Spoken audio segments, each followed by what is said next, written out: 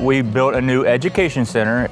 We put in 33 full hookup campsites. 9 of them are pull-through. We put in a new playground here. I'm hoping that it brings them to want to come back to Tar Hollow. You know, that's why we do what we do, so our guests will come back again and again and again.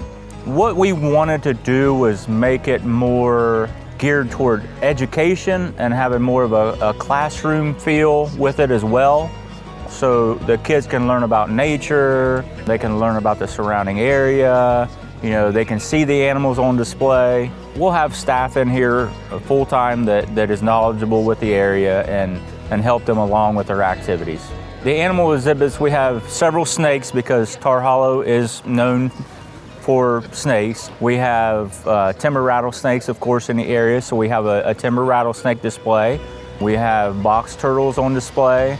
We have a large aquarium that will have several different species that we get from the park. We've got lots of pelts and different things in here for the kids to touch and feel.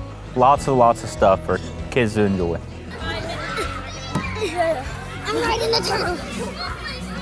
So with this new playground in the area it's in, it'll be huge for more of the locals and the campers, of course, but it gives them something to do in this area.